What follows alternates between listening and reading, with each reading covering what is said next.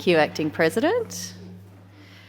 I rise on behalf of Legalise Cannabis Victoria to speak to the motion number 70, standing in my name.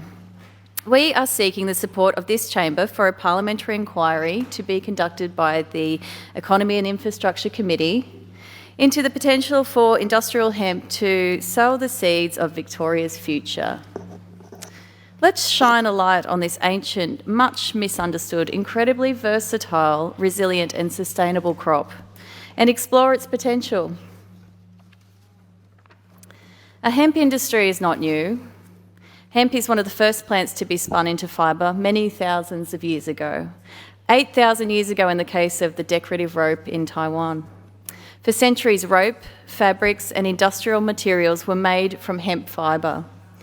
Hemp was commonly used to make sail canvases. In fact, the word canvas is derived from cannabis. But when marijuana was banned as an illicit substance across much of the globe, industrial hemp was caught in the same web, and its use dissipated despite it remaining so fundamentally useful. Fast forward to today, and we are seeing a hemp resurgence globally, but also a great untapped potential. Australia legalised industrial hemp production at the same time as Canada. However, in Canada, the hemp industry is worth $587 million, with projections reaching $2.4 billion by 2030, while our national farm gate here in Australia is worth $15 million. So we can see that industrial hemp is a multi-million-dollar industry internationally.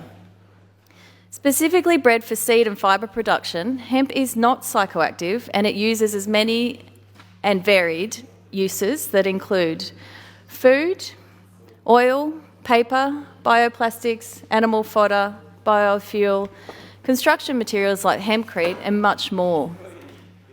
In fact, hemp seed is higher in protein than beef. And in modern textile production, the woody fibres of hemp blend well with many and other fibre types. Hemp fabrics are stronger, more absorbent, more durable and better insulation than common cotton fibres. In fact, my outfit today is completely hemp. Thank you. I think I look quite lovely in it too.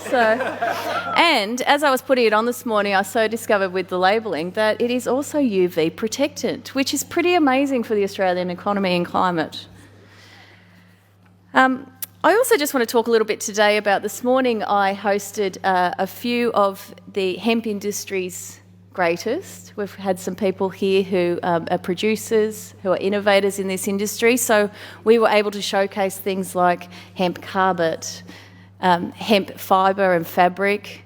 We had part of the plant here that shows you the stalk, which would show you the outside of that material is the strong fibre, the internal of that is the hurd, and then you obviously have seeds. So it's a whole of plant that can be used, that is so durable and robust, but grows within 100, 120 days.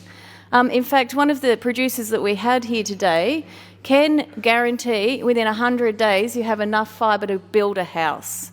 Now, when we are talking about the fact that an industry has completely shut down or is shutting down when it comes to old growth forests, I think that we can offer a viable alternative, and I'll talk more about that in a little while. But let me come back to hempcrete because I'm pretty excited by hempcrete. It's an incredible and very durable product, but it also offers a future of sustainable building. Hempcrete is recyclable, it's non-toxic, it's fireproof, it's biodegradable, it is mould and humidity resistant, and it has excellent acoustics. One of hempcrete's most exciting features is the way it is crack resistant under movement. Now, as we've just experienced another earthquake, I dare say that we might be exploring new alternatives in building around construction and particularly around earthquake-prone areas. And just taking that point back to being fireproof, the resistance of hempcrete is for 4 hours, it can withstand 1800 degrees Celsius temperatures.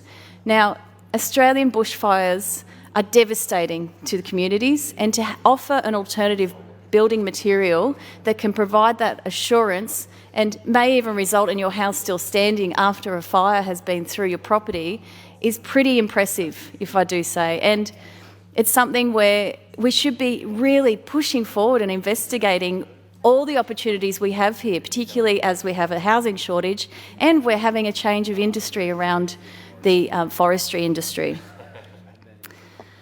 Hemp also has immense environmental potential. Hempcrete uses minimal water and does not rely on pesticides, making it a popular and economical choice for building and construction. The environmental benefits of industrial hemp don't stop there. It is capable of absorbing more carbon dioxide per hectare than any forest or almost any other commercial crop. Not only is hemp a super absorber of carbon dioxide, it is a replenisher of soil. It also grows at an incredible pace. As I mentioned before, 120 days to reach harvest. Once it is ready for harvest, 1 acre of hemp can, for example, produce just as much paper as double the amount of much slower growing trees, and gets there in a much less quicker time frame. It's hardy and resilient. Hemp can grow on land unsuitable to other crops and can weather many environments, making it a potentially powerful plant in the Victorian climate. We acknowledge the work of the Victorian government in climate action and emissions reduction in Victoria, and we hope that industrial hemp can be a powerful tool for the fight against climate change, as hemp's rapid growth enables it as a sequester carbon to sequester carbon at a rapid rate. And just on my point that I touched on earlier around the government's announcement to end native logging in Victoria, and I know that many of my colleagues have been very passionate by this discussion this week, but what I'm trying to bring here is an opportunity, and fibre production can pivot. So we do have an opportunity to consider industrial hemp as a viable alternative. With hemp, our state can meet the growing need for building materials and fibre pulp. And broad support for this industry will help us kickstart a new era in Victoria's fibre future with a boost to industrial hemp. All around the world, we see the hemp industry re-emerging and flourishing, but we in Victoria are really lagging behind. This can create jobs, it can stimulate the economy, and it will support the environment. With the immense versatility, resilience and sustainability of industrial hemp in mind, its rapid expansion nationally and internationally is not much of a surprise. What is a surprise is that despite the growth and versatility of this industry elsewhere, right now in Victoria there are 6 growers cultivating a total of 169 hectares. At Legalise Cannabis Victoria, we have had the opportunity to meet with the industry groups and a number of stakeholders in Australia's agricultural and hemp industry. We have heard that Victoria has immense potential for an expanded industrial hemp industry, but also that this industry and its immense potential are overlooked, under-supported, and suffer from a confusing regulatory environment. We know hemp has huge utility and versatility, so what we are asking the committee to find is some answers to some important questions. How does the Victorian industry stack up? Where are the barriers? How big could a Victorian hemp industry become? Can it help us meet our emissions reductions targets? Should we be cutting the red tape? Should we be incentivising investment via a grant scheme or something similar? These are important questions that we believe are best answered by a parliamentary inquiry to expand on the work of the Hemp Task Force in the last term of government. Let's examine what other jurisdictions are doing and hear from the experts. Let's find out what an expanded hemp industry could mean for the Victorian economy, Victorian jobs and Victorian emissions reductions.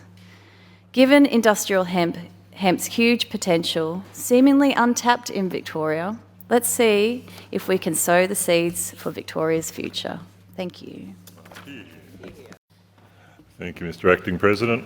It gives me great pleasure to speak on Motion 70, introduced by my Legalise Cannabis Victoria colleague and sartorially splendid Ms. Payne. It is high time that we explored the economic and environmental benefits.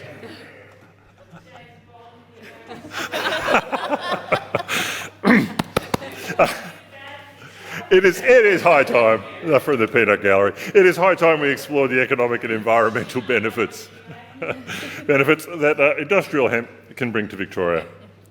Industrial hemp has enormous potential to replace unsustainable and damaging raw materials across any number of industries.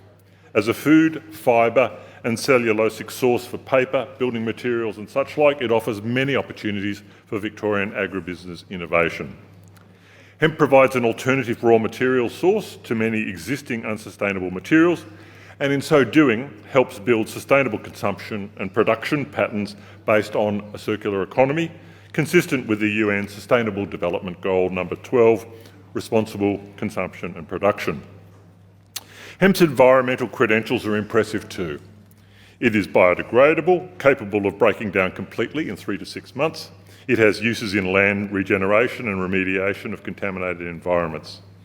And of course, as has been discussed previously, hemp's rapid growth enables it to sequester carbon at about twice the rate of your average forest.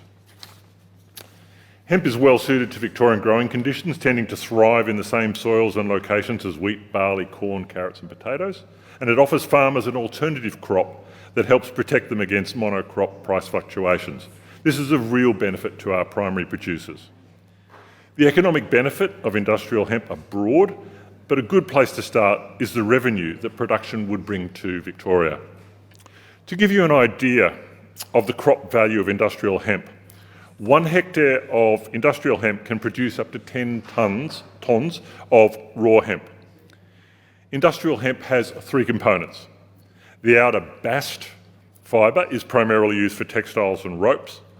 The woody inner hurd is mainly used in building materials, paper, and increasingly in plant-based plastics. And the seeds are an excellent source of food and oil. After processing, bast fibre is worth about $6,000 per hectare. The inner hurd will earn about $5,500 per hectare, and seed is about $3,000 per hectare. So producers could earn around $14,500 per hectare, which is double that of cotton, with less than half the water and half the production costs. That's great news. But we have a problem. Processing infrastructure is essential for industrial hemp, as it is with most products. The process required by producers to break down the plant into marketable components needs specialised equipment to do the job, and that equipment needs to be located proximate to the hemp-producing region to make it viable. So the current state of affairs is we can grow hemp, although we are getting our asses kicked by Tasmania, but we can certainly grow the stuff, and we can chop it up and we can bale it. But to refine that raw material, to actually add value to the product, we are currently mainly exporting it offshore for processing and then shipping it back here.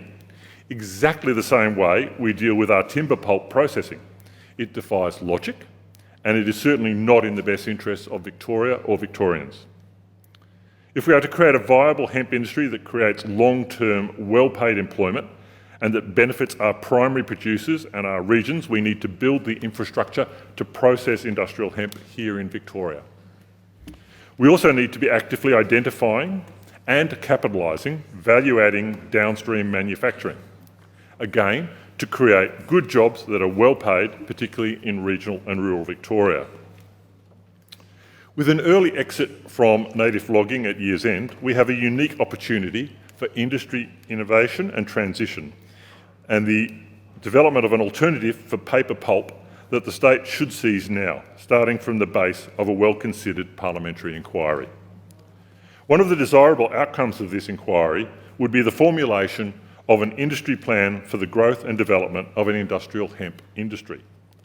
The plan that combines all facets of the industry, from research and development to agricultural production through to manufacturing and sales. Bringing all these threads together will require a long-term vision and government support. That's where we as a House come in. Internationally, the market for industrial hemp is currently $11 billion per annum, and is expected to grow to $27 billion by the end of this decade. With government support, we can develop an industry that adds value for our farmers, creates much-needed jobs in our region and increases Victoria's export earnings, all while helping Victoria meet its emission reduction targets. Now, I'd like to pick up a couple of points that were made by Ms Crozier in her contribution. First of all, suggesting that this might be a backdoor to legalisation. For too long, industrial hemp has been sort of like a victim of a sort of drive-by shooting, caught in the crossfire of the prohibition on cannabis. Meanwhile, Victorian farmers are keen to get a foot into this fertile international market, and it is now time that Victorian hemp is given a chance to thrive rather than struggling with the current cumbersome regulatory framework. And can I say that this is not simply a view of Legalise Cannabis Victoria. This was certainly the impression we got when we met with Ms Germano, the President of the Victorian Farmers Federation. Secondly, Ms Crozier, I also want to make a point, and I think this is a really important point, in terms of this conflation of medicinal cannabis or adult use cannabis with industrial hemp. These are very, very different types of plant, and to be able to grow industrial hemp, it has to have less than 1% tetrahydrocannabinol. In other words, you could smoke a hectare of industrial hemp and you would get none the higher for it. You may die of asphyxiation, but you certainly wouldn't get stoned. So again, I talk about this sort of drive-by mentality that hemp is cannabis, is whatever. Yeah, that's where you were going. That's where you were going. Okay. The second thing is with regards to the interim report, and I think the important word here is interim. It is just that. It was an interim report, and the process in the production of that report was gutted by COVID. So the task force work was never completed, and the department has, and we've met with them, the department has no intention of bringing that report to any finality. The task force worked to that. So the process that we are proposing is not to duplicate the work of the task force, but rather to update the process and to finalise it, to actually come up with some good working recommendations to address the state of the industry. So in conclusion, I would suggest that, and I would commend to the House, that this is a proposition worthy of full consideration, and I urge all of those in this place to lend their support to this inquiry. I commend to the House,